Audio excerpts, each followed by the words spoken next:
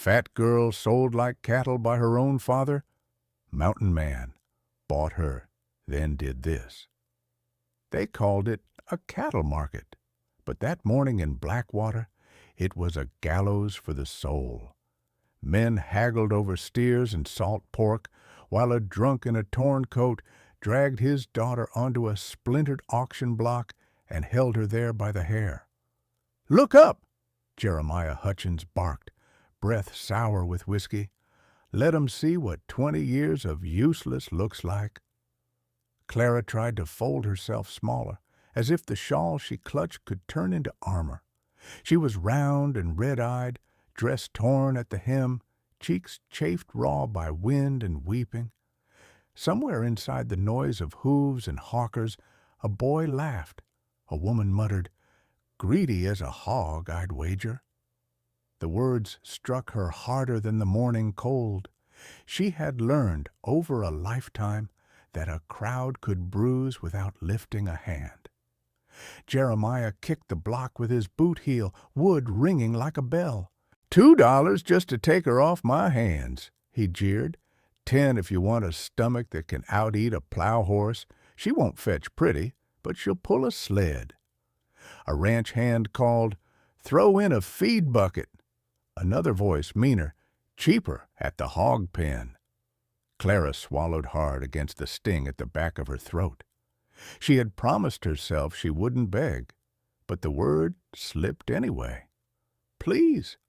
It fell into the dust and vanished. Jeremiah yanked her upright. "Head high, Clara. It's the first thing you'll do useful in your life." A silence opened in the mid-morning clamor, the kind that happens when storm clouds slide across the sun. From the edge of the ring, a tall man stepped forward, moving with the patient inevitability of a river-cutting stone. He wore a coat of dark hide, snow mended at the shoulders, hat brim pulled low. A leather satchel hung at his belt, heavy enough to speak its own language when it thumped against his thigh. "How much?" he said, voice quiet and steady. "To end this." Jeremiah blinked, then grinned, a fox catching scent of henhouse. $20, he said, doubling the number he'd mocked a heartbeat before. Cash, no returns. The stranger untied the satchel, counted notes without looking away from Clara, and let them fall into the dust between them. He took off his coat and set it around her shoulders, the weight of it startlingly gentle. "You'll come with me," he said. Her gaze darted to Jeremiah. He shrugged, already counting. "Sold." The stranger's eyes were the gray of mountain stone after rain. "Name's Elijah Blackwood," he told her, not the crowd. "You're leaving this place now." A murmur ran through the ring. Curiosity, scorn, a few murmured prayers from women who'd seen too much of men's pride. Clara drew the coat tight, the lining still warm from his body, and felt for the first time that day a breath that didn't hurt. Behind them, Jeremiah called, "And don't bring her back when she eats you out of house and mountain." Laughter followed, thin and mean. Elijah didn't turn. "You've sold all rights to your cruelty," he said, and the market went oddly still. Clara stepped down from the block. The boards didn't creak under her as loudly as her heart did. Somewhere beyond the pens, a flock of blackbirds lifted, wing beats stitching a dark seam across the pale sky. She didn't know where the mountains were or what waited in them, only that the man beside her didn't smell like whiskey or mockery, and his coat, her coat now, felt like a promise. If you're hearing this, where in the world are you listening from today? They left Blackwater by the North Road, where the earth sloped into cottonwoods, and the air began to taste like snow even when the sun was warm. Elijah set a steady pace, not pushing the mare, not forcing talk. Clara rode behind him on the same saddle, the mountain man's coat folded twice around her, so her own torn dress disappeared under its weight. Every few minutes she checked to see if the coat was still there, as if kindness might slip away when she wasn't looking. By midday they stopped at a creek, thin as silver wire, threading between stones. Elijah knelt first, cupping water in scarred hands. "Drink slow," he said. "When a body's been skimped, it forgets how to be fed." He sliced jerky with a knife worn smooth by years of use, laid it on a flat rock with 2 biscuits wrapped in cloth. He didn't watch her eat, only stared downriver the way a man listens for news carried by current instead of word. Clara ate carefully, though every part of her ached to devour. She told herself to make small pieces, to breathe between bites, to be the sort of woman who didn't wince when her jaw popped from old bruises. Twice she whispered, "Thank you," and twice he nodded, accepting the words as if they were work fairly done. Only when the shade had shifted did he ask, "How far did he march you this week?" She studied the biscuit crumbs on her palms. "From the South Farm to the market. 2 days. I wasn't allowed the wagon." The answer sat plain between them, and something in Elijah's shoulders changed. No shout, no curse, just a tightening like a tree taking the weight of wind. They rode again. The fields thinned. Hills gathered under the horizon like folded quilts. With each mile, the air tasted cleaner, and the noise of the town, its barter and brag, its bitter laughter, thinned to memory. Near evening, the path shouldered into pines. Elijah swung down and walked beside the mare, palm at the bridle. "Steeper from here," he said. "I don't hurry animals that carry what matters." He glanced up once to be sure she'd heard the shape of that sentence. Clara breathed in resin and damp earth. The trees made a cathedral over them, light falling in coins through the needles. She had never been inside any building so close to holy. The mountain didn't ask what she weighed. It asked only if she could keep placing one breath after another. They reached the cabin at dusk, a stout square of logs tucked against a shoulder of rock, smoke easing from a pipe in the roof. A pen held 2 goats. A line of trout hung silver by the door. The place looked honest. No fuss, no show. A life built by hands that believed in mending. Elijah pushed the door. The hinges spoke softly, well-oiled. He set the lantern, struck a match, and the room lifted out of shadow. A table planed smooth, 2 chairs, a broad bed against the far wall, a narrow ladder to a sleeping loft. Hooks near the door held tools, a rifle, a coat, the color of old earth. On a shelf above the hearth, 3 things she didn't expect: a carved wooden horse, a faded ribbon, a small frame turned face down. "You'll take the bed," he said. "I'll use the loft." He nodded to a cedar chest. "Clean dress, serviceable, maybe roomy.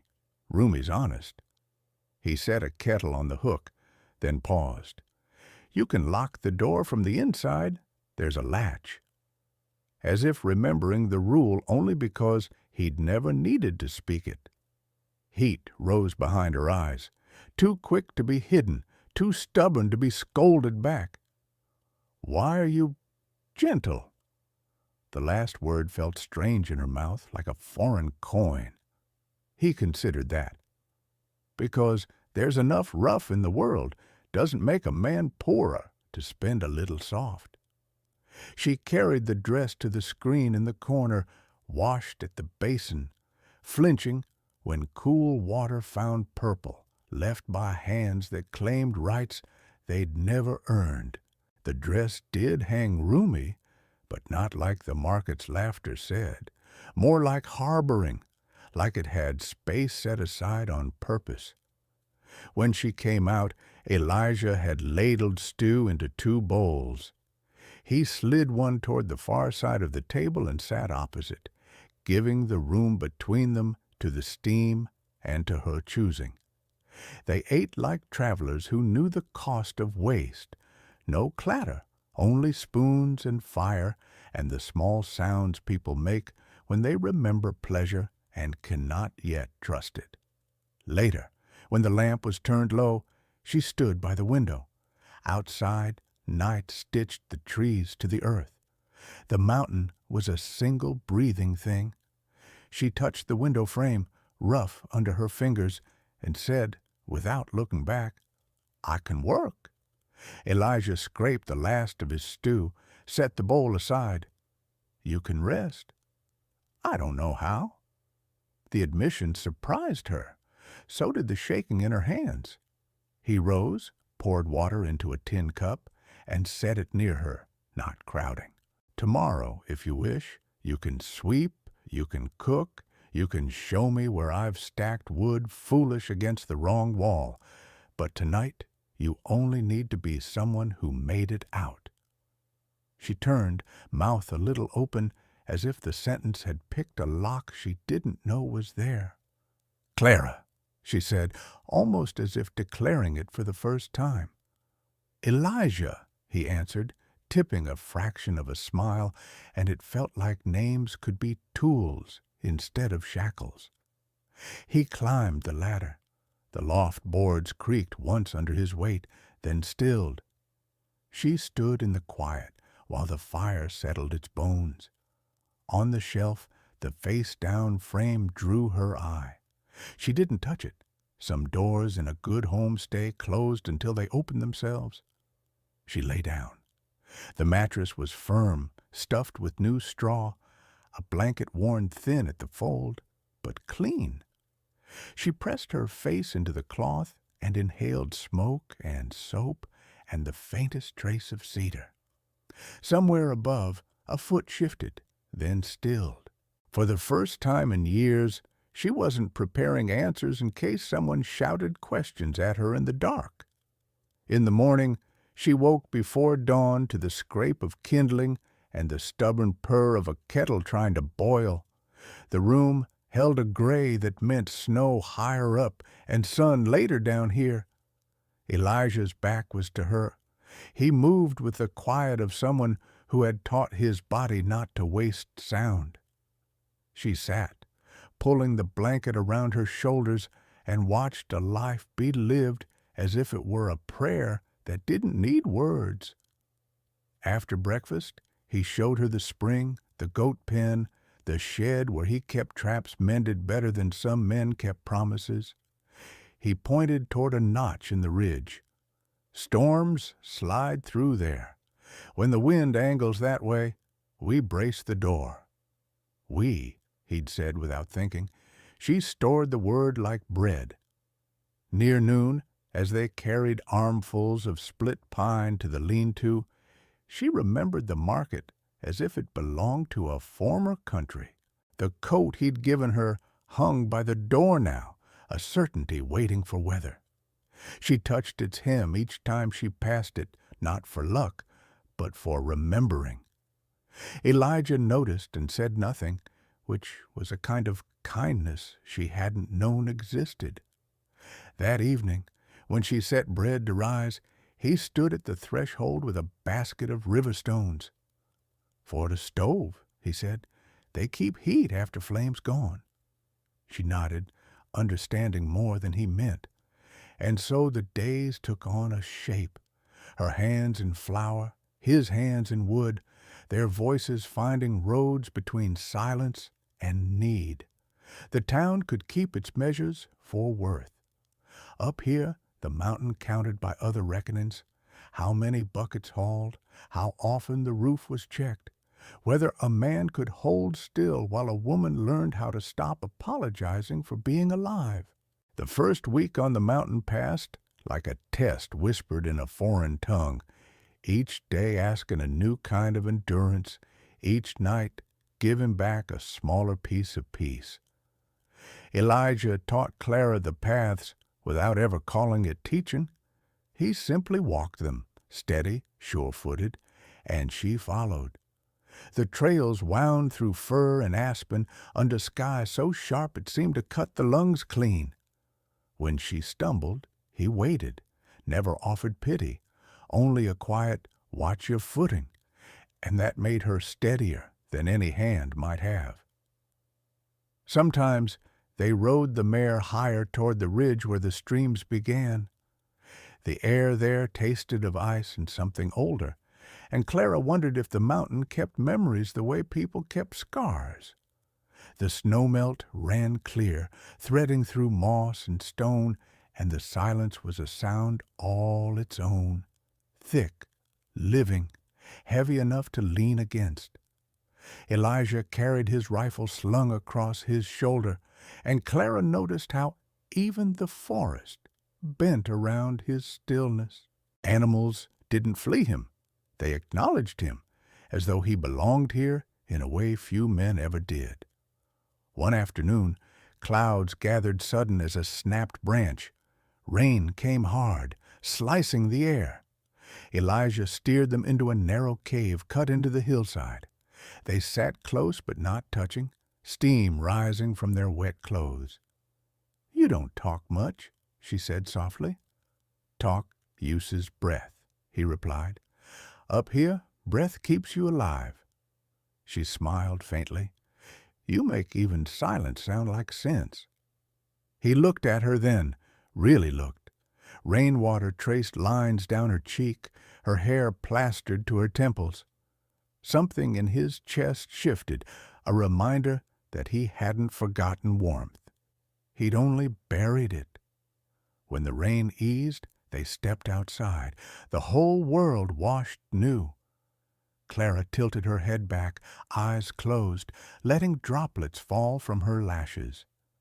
Elijah watched her, and the ache in him was as clean as the air.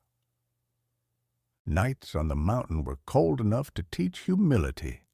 Elijah showed her how to build a fire that lasted till dawn, how to stack wood like a prayer, tight, aligned, deliberate. When she burned her fingers once, he reached for her hand instinctively, the pads of his calloused fingers pressing against her palm. "It'll blister," he said. "It's all right." "Doesn't have to be." He held her hand longer than necessary before letting go. The space he left behind burned warmer than the fire. Later, when she tried to sleep, the wind pulled through the chimney and hummed like a low hymn. She turned on the cot, listening to Elijah move above in the loft. There was comfort in the sound, proof of presence, of safety. For the first time since childhood, she didn't dread morning. Days became a rhythm of small mercies. Clara learned the paths to the stream and how to carry pails without spilling. Elijah taught her which herbs eased pain, which bark could clean wounds, which berries to never touch. She learned quickly. Survival, after all, was something she'd practiced her whole life. Only now it had purpose. Sometimes, when he came back from hunting, he'd find her singing softly while stirring stew, voice quiet as smoke. He never said a word, but he always stopped on the porch before entering, listening as though the sound itself deserved reverence. One evening, as the sun melted behind the ridge, Clara watched him skin a deer by the firelight. His movements were slow, respectful. She realized then what separated him from every man she'd known before. He didn't take without gratitude. "Elijah?" she said quietly. He glanced up. "Do you ever wish you'd stayed near people?" He shook his head. "People forget how to listen to the land. They talk too loud, want too much." "And you?"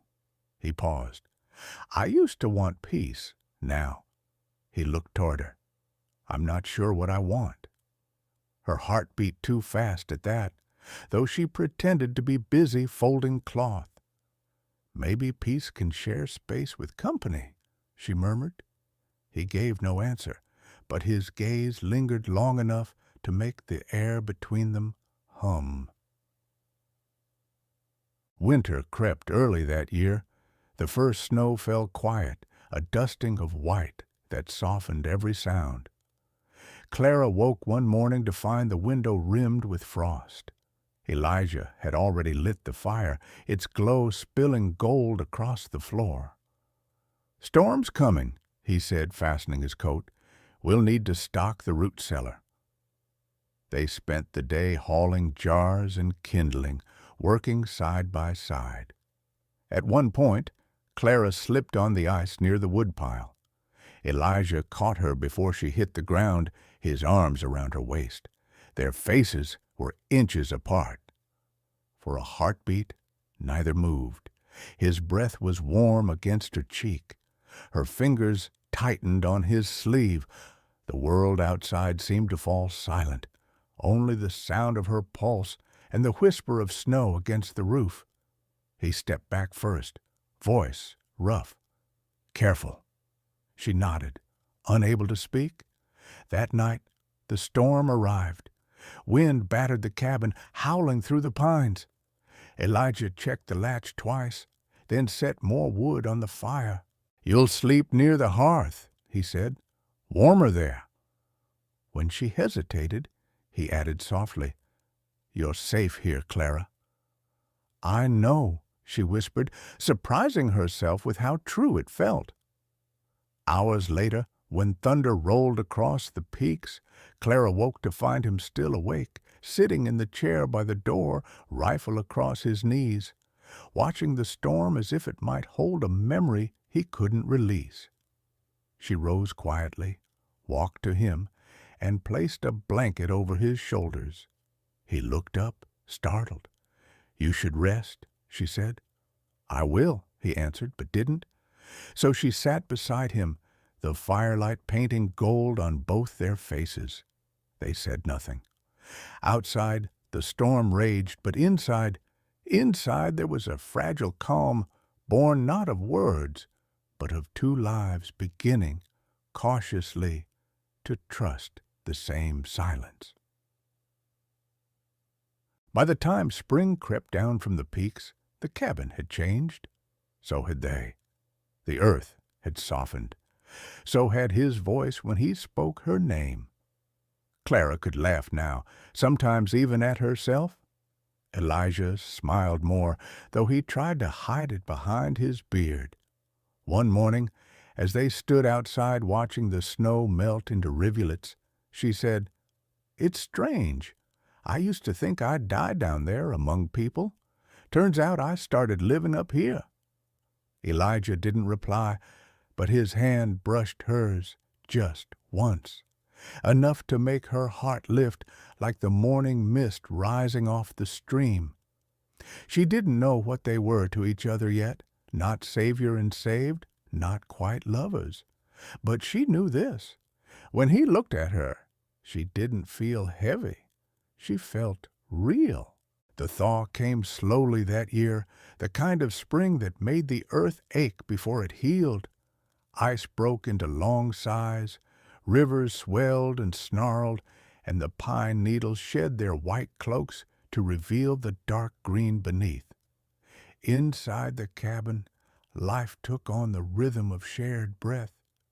Clara rose with the light, her hair loose around her shoulders, and moved through the room as though it were beginning to belong to her.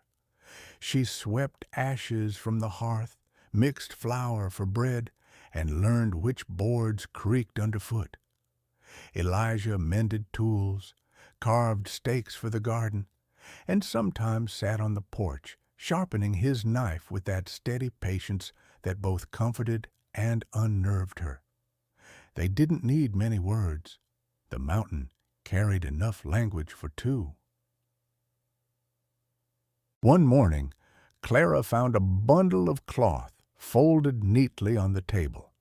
It was a dress, simple but new, the blue of mountain cornflowers. "I traded for it when I went down the ridge," Elijah said. without looking up from the axe handle he was whittling. "Thought you might want something that was yours." Clara ran her hands over the fabric, the texture soft and strong at once. "Why?" she asked quietly. He shrugged. "Didn't seem right. You living here wearing someone else's past?" She pressed the dress to her chest. "No one's ever given me something just to be kind." Elijah paused his carving.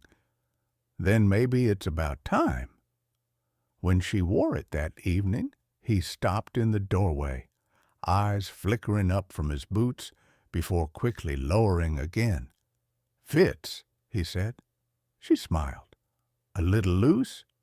He grunted, hiding the small curve of his mouth behind his beard. "Room to breathe's no sin." As days lengthened, so did their quiet companionship.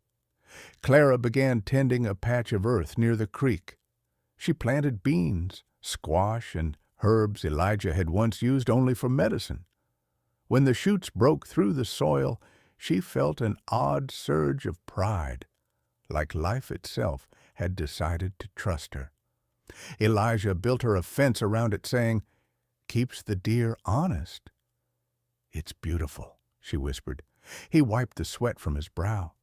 "It's just wood." "No," she said softly. "It's kindness made visible." Evenings were the best. The world outside turned violet, and smoke from the chimney curled up to meet the stars. Elijah read old pages from a tattered journal, mostly lists of weather, river depths, and bear sightings. But sometimes he told stories from before the mountain, the war, the people he'd lost, the woman who'd once worn the ribbon on his shelf. Clara never asked about her directly. She didn't need to. Pain had its own scent, and Elijah carried it like cedar and ash, something deep, quiet, and enduring.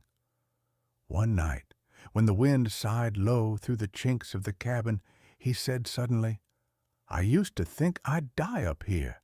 That was the peace I thought I wanted." "And now?" Clara asked, her voice barely above the fire crackle. He turned the poker in the embers. "Now, I'm not so sure peace is the same as being alone." The words stayed with her long after he climbed the ladder to the loft. By midsummer, Clara's laugh had become a fixture of the valley. It startled birds, startled even Elijah, who sometimes found himself smiling at the sound without realizing he was doing it. He taught her to fish. She taught him to bake bread that didn't taste like punishment.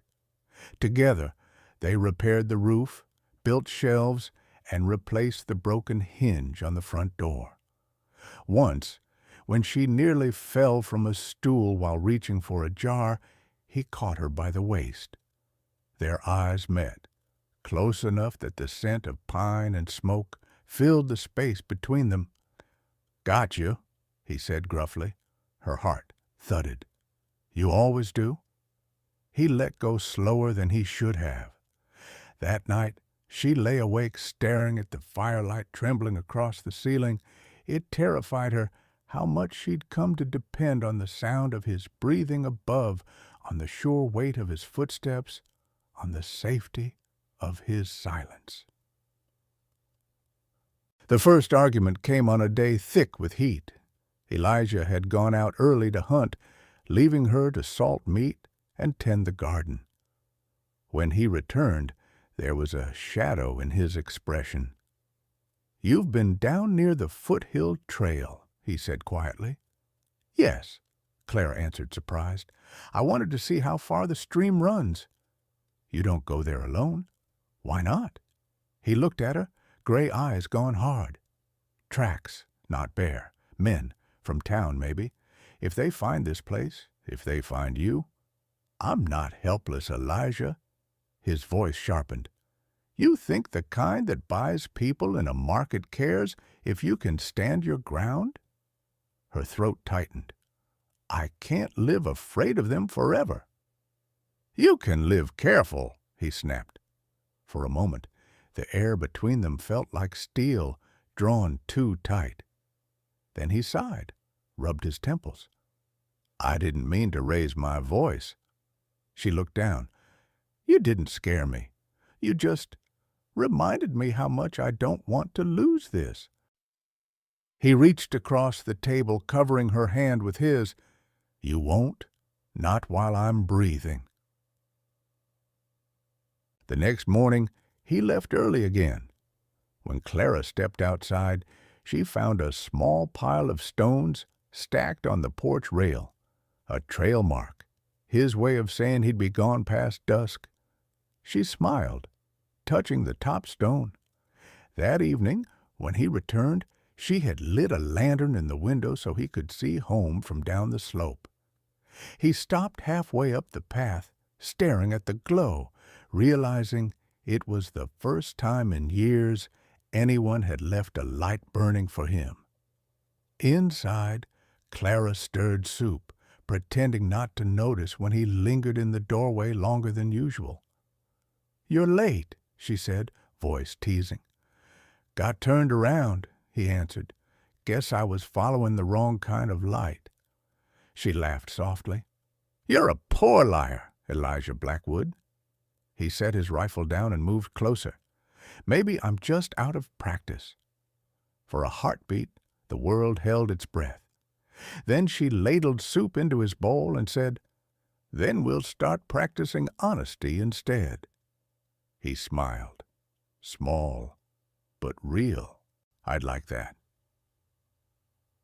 By the time autumn brushed gold across the trees, the cabin had become theirs in truth. Clara's laughter and Elijah's quiet had woven together into something whole. One evening, as they sat on the porch watching the sunset burn the sky to copper, she said softly, "Do you ever think about what people down there would say if they saw us now?" He took a long moment before answering. "They'd say I'm a fool for trading gold for solitude. They'd say you're too big for grace." He turned to her then. "But they'd be wrong about both." Her throat tightened. "Why?" "Because what we've got here," he said, "can't be weighed." She reached out, taking his rough hand in hers. "Neither can kindness, neither can love." He didn't answer with words. Instead, he lifted her hand, pressed it to his lips, and let the silence finish what speech never could. That night, when she went to bed, the fire had burned low, but she didn't feel the cold. The mountain outside breathed slow and sure, and for the first time since she'd been born into a world that measured her in shame, Clara Hutchins slept, knowing she was not something bought or rescued. She was someone chosen. The peace they built on the mountain lasted through another winter, a long white silence where days blurred into nights and the world seemed carved from ice and firelight. But peace, Elijah knew, was like snow on pine branches, beautiful, temporary, and always carrying weight that could break without warning. It began with hoof prints. He found them one morning near the lower trail, fresh, too deep for deer, too wide for elk. Boot prints followed, half a dozen at least, weaving through the trees like a warning written in mud. When he returned to the cabin, Clara was humming softly while sewing a quilt from scraps of old fabric. She looked up at his face, and the color drained from hers. "What is it?" "Riders," Elijah said. "From town, maybe. Too close?" She froze, needle trembling in her hand. "You think they're looking for us?" "I think men like that don't ride this high for sport." He set the rifle by the door, scanning the horizon through the window slit. The silence between them felt heavier than the mountain itself. That evening, Clara found him sitting by the fire, sharpening his knife, jaw tight with thought. "I knew it wouldn't last," she whispered. "I knew someone would come." He didn't look up. It might be nothing. Or it might be him. Elijah stopped the blade mid-stroke. "Jeremiah?" She nodded, eyes wide, haunted. "I heard a trader in town last fall, the one who gave me sugar. He said Jeremiah was looking for me, that he told people I was stolen. He's probably spreading lies. Maybe even brought the sheriff." Elijah's hand clenched around the knife handle. "He sold his own daughter. No law worth a damn would take his side." She gave a bitter laugh. "The law doesn't care about women like me, Elijah. To them, I'm property that changed hands." The truth of that sentence burned hotter than the fire. He reached out, covering her trembling hands with his. "Then I'll make sure no one touches what's mine to protect." She looked up sharply. "Yours?" He met her gaze, eyes softening. "I didn't mean it like he did. You're not owned, Clara. You're safe. That's all I meant." Her throat tightened. "I know, but I can't bear the thought of you getting hurt because of me." Elijah's voice turned low, certain. "There are worse things than bleeding for someone you love." The word love hung between them, unspoken too long, now too heavy to ignore. She whispered, "Say it again." He did. The riders came 2 days later. Clara saw them first. Dark shapes against the snow, moving in a slow, deliberate line up the ridge. Her breath hitched. "Elijah!" He joined her at the window, rifle already in hand. "Inside," he said. "I'm not hiding." "This isn't courage, Clara. It's survival." She grabbed his sleeve. "And if they shoot you down there while I cower behind a wall, no." He stared at her, the same stubborn fire he'd once mistaken for fear now blazing clear. Finally, he nodded. "Then stay beside me.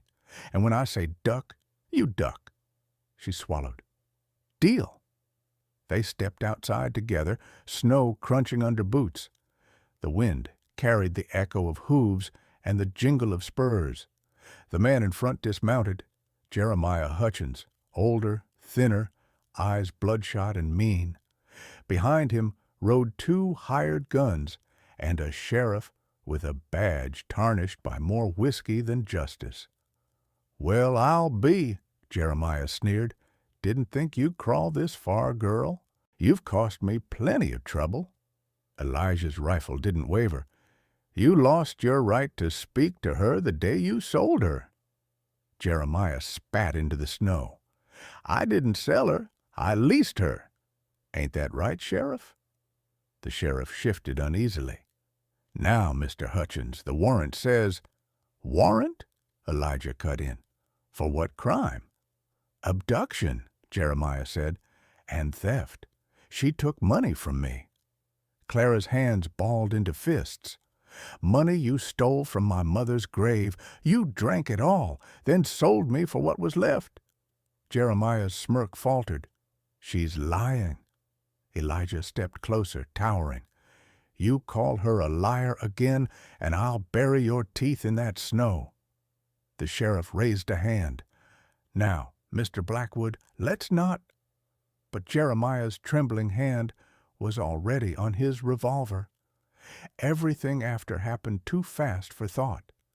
Elijah fired first, not to kill, but to warn. The bullet struck the ground inches from Jeremiah's boots. The horses reared, and the hired men fumbled their weapons. Snow burst in violent white clouds. Jeremiah screamed, "Shoot him!" They did. Elijah shoved Clara behind a barrel just as gunfire ripped through the clearing. Bullets tore bark from trees, splintered the cabin's porch post. Elijah returned fire, clean, precise. One man dropped. The other fled. Jeremiah lunged forward, face twisted with hate. "She's mine!" He fired. The shot grazed Elijah's arm, spinning him sideways. Clara screamed. Without thinking, she grabbed Elijah's hunting rifle from the snow. Her fingers trembled, but her eyes were steady. "Stop, Father," she said, voice breaking and fierce all at once. Jeremiah laughed, half mad. "You won't shoot your own blood." "I already did when I walked away," she whispered, and pulled the trigger. The report echoed through the valley like a prayer turned to thunder. Jeremiah fell backward into the snow, eyes wide, blood blooming red against white. The sheriff stared, pale, speechless. Elijah took the gun gently from her hands. "Go," he told the sheriff. "Tell the town she defended herself. Tell them the mountain has no room left for monsters." The man nodded and left, spurring his horse down the trail. When the last echo faded, Clara sank to her knees beside Elijah. "You're bleeding," she gasped. He winced as she pressed her scarf against the wound. "You're trembling," he murmured. "I shot my father," she said, voice hollow. Elijah cupped her cheek with his uninjured hand. "You ended your torment. There's a difference." Her tears spilled over. "I didn't want it to end this way." He looked toward the ridge where the light broke through the clouds, pale gold on endless white. Sometimes mercy doesn't look like forgiveness. It looks like freedom. They buried Jeremiah before dusk, not for love, but so the wolves wouldn't have him. Clara stood silent as Elijah lowered the shovel, her face unreadable. When the last mound of earth was patted flat, she said softly, "I hope wherever he is, he finally sees what he threw away." Elijah took her hand, squeezing gently. "He doesn't deserve your hope." "Maybe not," she said, "but I do." He looked at her then, really looked, and saw not the frightened girl from the market, but a woman forged from pain and mercy both. "Then let's start giving it to you," he said. They walked back to the cabin hand in hand, snow beginning to fall again, not as a curse this time, but as a benediction. The blizzard came 3 nights after the burial, fierce enough to shake the roof beams and drown out every sound except the wind. Clara sat by the hearth, patching Elijah's torn sleeve. The fire threw long, trembling shadows across the walls, and the smell of pine smoke clung to everything. Outside, the mountain howled like it remembered the blood spilled upon it. Inside, it was only them. Elijah's arm was still bandaged, but he refused rest. "The sheriff will talk," he said. "Someone will ride back up. They'll say I sheltered a murderer." "You know I didn't murder him," Clara said quietly. "I know, but they don't." She set the needle down. "Then we'll tell them the truth." He looked at her, the firelight catching the silver threads in his beard. "Truth's a currency folks stopped believing in, Clara. Out there, you're still the fat girl from the market, and I'm still the monster who bought her." Her eyes filled. "Then we'll stay here. Let them talk until their tongues freeze." He wanted to believe her, to believe that the mountain could be enough. But he'd lived long enough to know that peace built on silence never lasted. By dawn, the storm had buried half the cabin. Elijah rose before light and started shoveling the doorway clear. Clara followed, breath clouding in the cold. They worked until their muscles burned, until the world looked white and clean again.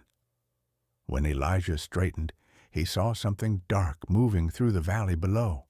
Riders, 3 of them, climbing slow but steady. He swore under his breath. "They're coming." Clara turned, her hand finding his. "Then we face them together." He hesitated, then nodded. "Together." They waited near the gate, rifles ready but lowered. The men approached, not the sheriff this time, but two deputies and a stranger in a black coat with a silver star pinned to his chest. His eyes were sharp, too clear for deceit. "Elijah Blackwood," the marshal called. Elijah stepped forward. "You found him." The man dismounted, boots crunching in the snow.